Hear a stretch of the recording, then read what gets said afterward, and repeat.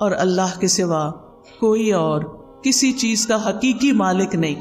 آج ہمارے پاس جو کچھ ہے، کوئی سونا چاندی ہے، کوئی روپیہ پیسہ ہے، اولاد ہے، گھر ہے، جو بھی چیزیں ضروریات زندگی کی اللہ نے ہمیں دے رکھی ہیں، یہ بس وقتی طور پر ہیں، بس چند دن کے لیے ہیں۔ جو ہی ہماری آنکھ بند ہوگی سب کچھ یہیں چھوڑ کے جانا ہے، اور جب دنیا کا آخری انسان بھی ختم ہو جائے گا تو پھر صرف اللہ ہی کی ذات باقی ہوگی۔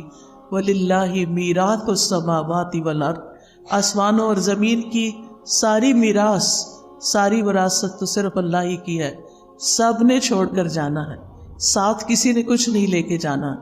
اصل حقیقی مالک تو وہی ہے، لہٰذا اس کے سوا سارے سہارے کمزور ہیں۔ بعض اوقات ہم انسانوں کو اپنا سہارا سمجھتے ہیں۔ ایک عورت یہ سمجھتی ہے کہ اس کا شوہر اس کے لیے سب کچھ ہے، بڑی ہو جاتی ہے، شوہر چھوڑ کے جاتا ہے تو وہ سمجھتی ہے اولاد ہی سب کچھ ہے۔ لیکن آپ نے دیکھا ہوگا کہ بعض لوگوں کے ایسے یہ سہارے ہیں ہی نہیں، شادی ہی نہیں ہوئی، یا ہوئی تو شوہر ساتھ چھوڑ کے چلا گیا، یا دنیا میں بھی ہے تو ساتھ چھوڑ کے چلا گیا ہے، بچے ہیں تو وہ اپنی اپنی دنیا میں مشغول ہیں، تو پھر باقی کون ہے ہمارے لیے؟ ہمارا رب ہی تو ہے۔ اور اگر ہمارا اس کے ساتھ تعلق درست ہو جاتا ہے، ہمارے دل میں رب کی محبت ہر چیز سے زیادہ ہو جاتی، تو پھر کبھی ہمیں تنہائی کا احساس بھی نہیں ہوگا۔ ہر معاملے کے اندر ہمیں پھر پورا یقین ہوگا کہ وہ ہے جو ہمارا کام بنا دے گا، اور اللہ سب کا بنا دیتا ہے، وہ روزی پہنچاتا ہے، وہ ضروریات پوری کرتا ہے، وہ مشکلات آسان کرتا ہے۔ اور اس معاملے میں ایک مومن اللہ پر توکل کرتا ہے۔ توکل کیا ہوتا ہے؟ کہ اپنی بے بسی کا اظہار کرنا اور اپنے علاوہ کسی اور پر اعتماد کرنا، اور سب سے بڑا اعتماد کے قابل تو صرف ہمارا رب جس نے ہمیں پیدا کیا، وہی جس کی طرف ہمیں واپس جانا ہے۔ یعنی دنیا اور آخرت کے جتنے بھی فائدے ہیں یا جتنے بھی نقصانات ہیں، ان سب کے معاملے میں صرف اور صرف اللہ رب العزت کی ذات پر بھروسہ کرنا، اور یہ ایمان رکھنا کہ اللہ کے سوا کوئی نہیں دے سکتا، نہ کوئی روک سکتا ہے، نہ کوئی نقصان دے سکتا ہے، اور نہ کوئی فائدہ پہنچا سکتا ہے۔ حتیٰ کہ ہمارے ماں باپ بھی، ہمارے بہن بھائی بھی، ہمارے عزیز قریب بھی اسی وقت ہمیں کچھ فائدہ پہنچا سکتے ہیں جب اللہ ان کے دل میں ڈالتا ہے۔ اصل قوت اللہ ہی کی ہوتی۔ آپ نے کبھی تجربہ کیا ہوگا کہ کچھ وقت ایسا ہوتا ہے کہ ہمارے پیارے ہمارے بڑے قریب ہوتے ہیں، اور کبھی کبھی وہی نگاہیں پھیر لیتے ہیں۔ رات ہی کوئی خاتون مجھ سے ذکر کر رہی تھی کہ ان کی بیٹی نے 10 سال شادی نہیں کی، کہ میں نے کسی خاص اسی بندے سے شادی کرنی ہے جس کو وہ پسند کرتی تھی۔ کہتی 10 سال اس نے سٹینڈ لیا، باپ مانتا ہی نہیں تھا، خاندان مانتا نہیں تھا، لیکن اس لڑکی نے کہا اگر نہیں شادی کریں گے تو شادی نہیں کروں۔ اتنی محبت، دونوں میں ہی بڑی محبت۔ لڑکے نے بھی شادی نہیں کی، اس نے بھی شادی نہیں کی، شادی ہوئی ہے، 8-10 سال بڑے اچھے گزرے ہیں، اور پھر لڑکے کی نگاہیں بدل گئی، اور عورتوں میں دلچسپی لینی شروع کر دی، اور لڑکی ہے کہ غم کے مارے اس کا برا حال ہے۔ ہر نعمت اللہ نے اس کو دی، لیکن اس کو دنیا کی کوئی چیز اچھی نہیں لگتی۔ ہوتا یہی ہے جب ہم اللہ سے بڑھ کر کسی کو چاہتے ہیں، جب اللہ سے زیادہ کسی سے محبت ہو جائے، جب اللہ سے زیادہ کسی کو سہارا سمجھنے لگے، تو اللہ سبحانہ وتعالیٰ دنیا میں ہمیں دکھاتا ہے کہ دیکھو یہ کام کے نہیں ہیں۔ اللہ تعالیٰ کو غیرت آتی ہے اس بات پر کہ بندہ اللہ سے بڑھ کر کسی اور سے محبت کرے، لہذا وہ بندہ ہی انسان کو توڑ دیتا ہے، وہ بندہ ہی انسان کو چھوڑ دیتا ہے، اور پھر باقی کون ہوتا ہے؟ صرف اللہ ہی ہوتا ہے۔ لہذا ہم سب کا فائدہ اسی میں ہے، چاہے ساری دنیا ہم سے محبت کرنے والی ہو، لیکن ہم پھر بھی صرف اللہ کی طرف رجوع کرنے والے۔ محبت کرنے والوں سے محبت ضرور کریں، لیکن اللہ سے بڑھ کر نہیں، جس نے ہمیں سب کچھ دیا۔ ہمارا سب کچھ اسی کے لیے ہونا چاہیے جس نے ہمیں یہ سب کچھ عطا کیا ہے۔ ہمارا یہ جسم، ہماری یہ سننے دیکھنے کی قوت، ہماری یہ بولنے کی قوت، ہمارا کھانا پینا، رزق روزی، سب کچھ تو اس کی طرف سے آیا ہے، لہٰذا ہمیں رجوع بھی اسی کی طرف کرنا چاہیے، اپنا سب کچھ اسی کے نام کرنا چاہیے۔ حیاتی کلہ للہ، اپنی ساری زندگی اسی کے لیے وقف کرنی چاہیے، اسی کو راضی کرنے کے لیے، اسی کو خوش کرنے کے لیے۔ لہٰذا یہ یقین رکھنا بے حد ضروری ہے کہ اللہ ہی ہمارے لیے کافی ہے۔ ابن الجوزی توکل کی تعریف کرتے ہوئے کہتے ہیں توکل یہ ہے کہ انسان اللہ پر بھروسہ کرتے ہوئے اللہ کی اچھی تدبیر کی بنا پر اپنا معاملہ اللہ کے سپرد کر دے۔ یعنی زندگی میں جب بھی کوئی اہم معاملہ پیش آئے، کوئی غم ہو، کوئی دکھ ہو، کوئی پریشانی ہو، کوئی مسئلہ اٹک جائے، تو پھر کیا کرے؟ کوشش ضرور کرے لیکن بھروسہ صرف اللہ پہ کرے اور اللہ سبحانہ وتعالیٰ سے دعا کرے کہ اللہ تو سب کچھ کر سکتا ہے، تیرے لیے تو کچھ بھی مشکل نہیں۔ ہم انسان ہیں، ہم فقیر ہیں، ہم کمزور ہیں، تو کمزور نہیں، تو رب العرش العظیم ہے، تو عظیم عرش کا رب ہے، تو آسمانوں کا مالک ہے، تو زمین کا مالک ہے، تو چاند ستاروں کا مالک ہے، تو ہر چیز کا مالک ہے۔ تیرے لیے تو یہ کام کچھ بھی نہیں، تیرے لیے تو اس مشکل کو آسان کرنا کچھ بھی نہیں، اس لیے میں تجھی سے فریاد کرتی ہوں، تیری ہی طرف رجوع کرتی ہوں، تیرے ہی آگے جھکتی ہوں اور تجھی سے سوال کرتی ہوں۔ تو مانگنے سے خوش ہوتا ہے، تیرے بندوں سے مانگے تو وہ ناراض ہوتے ہیں۔ جب تجھ سے سوال کرتے ہیں تو پسند کرتا ہے اپنی طرف لوٹ کر آنا، لیکن جب بندوں سے کچھ مانگتے ہیں تو بندے ناراض ہوتے ہیں۔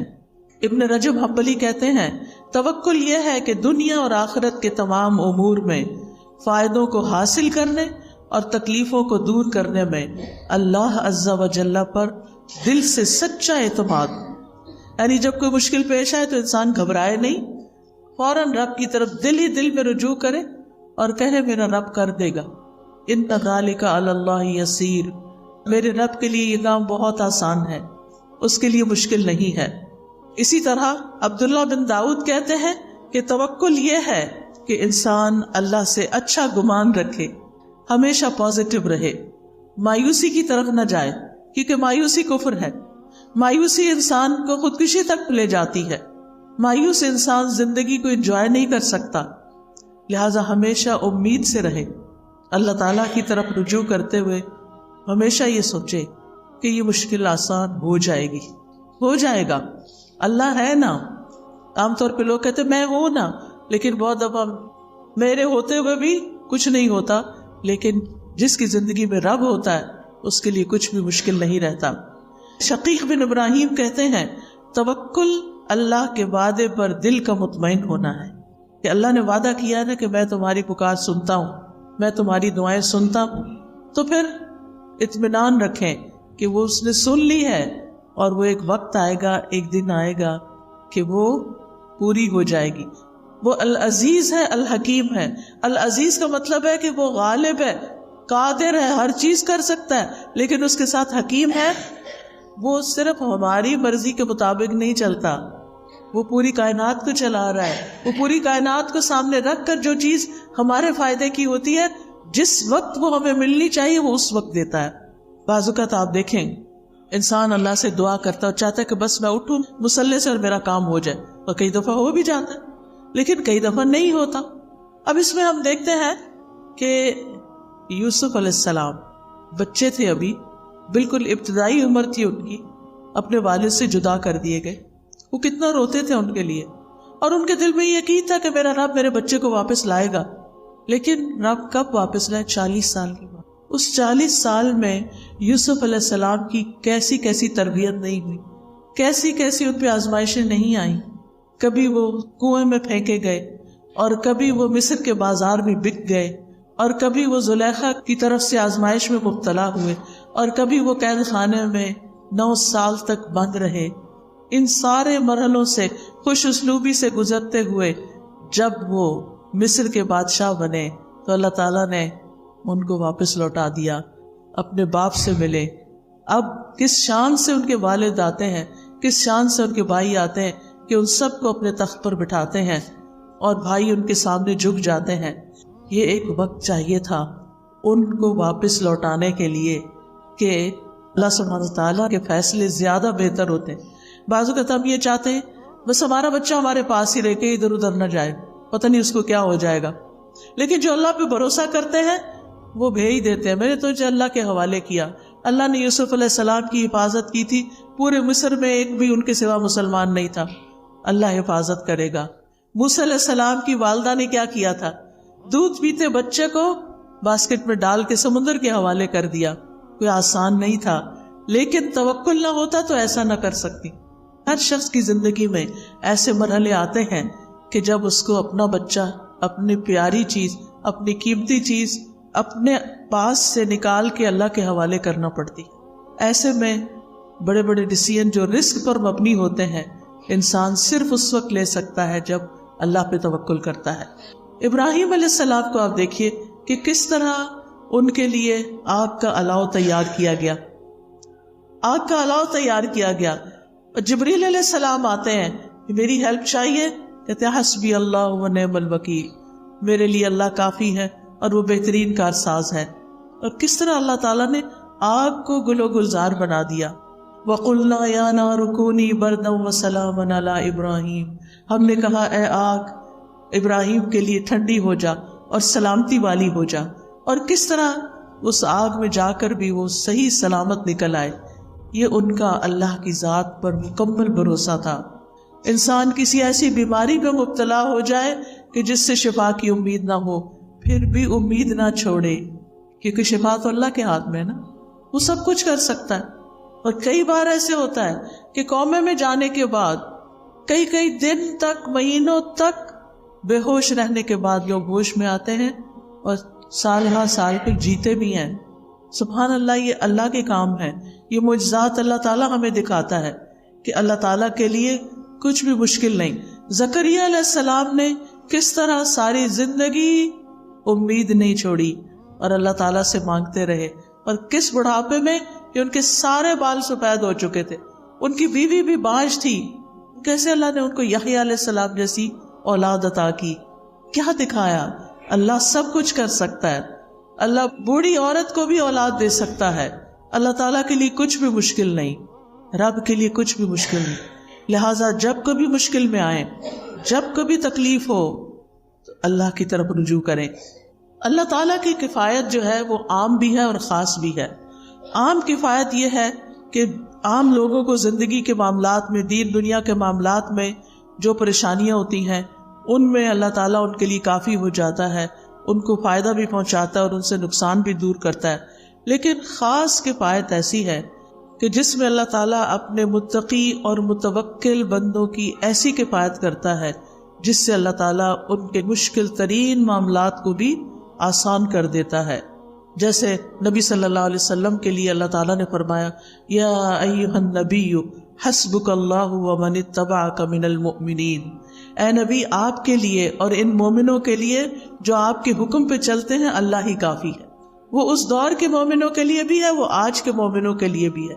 اور یہ خاص کفایت ہے، یعنی آپ کو بھی اللہ کافی ہے، اور جو آپ کو فالو کریں، آپ کے پیروکار ہوں، جو اللہ کی عبادت کریں، جتنا وہ اللہ کے بارے میں اچھا گمان رکھتے ہیں اسی گمان کے مطابق اللہ تعالیٰ ان کی مدد کرتا ہے.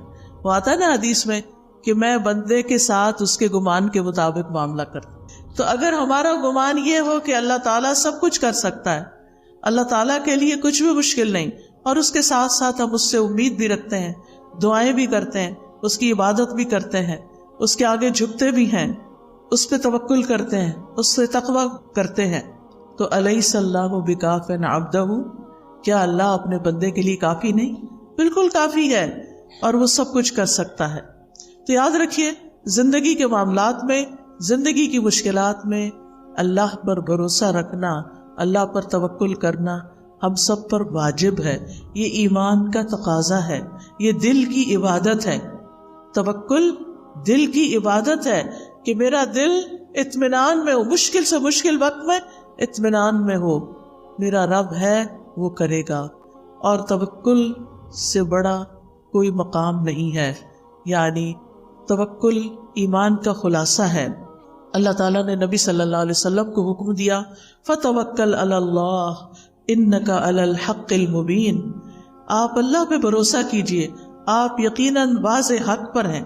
تو خاص طور پر جب انسان اپنے معاملات میں کھرا ہو، سچا ہو، واضح ہو، اس وقت اس کو ساری دنیا کی مخالفت کا بھی سامنا ہو تو بالکل ریلیکسڈ ہو اور اللہ کو اپنی مدد کے لیے کافی سمجھے کہ میں نے کسی کو دھوکہ نہیں دیا، میں نے کسی کے ساتھ ظلم نہیں کیا، میں نے کسی کا برا نہیں چاہا، اللہ تعالیٰ میرا برا نہیں کرے گا، وہ میرے ساتھ اچھا ہی کرے گا۔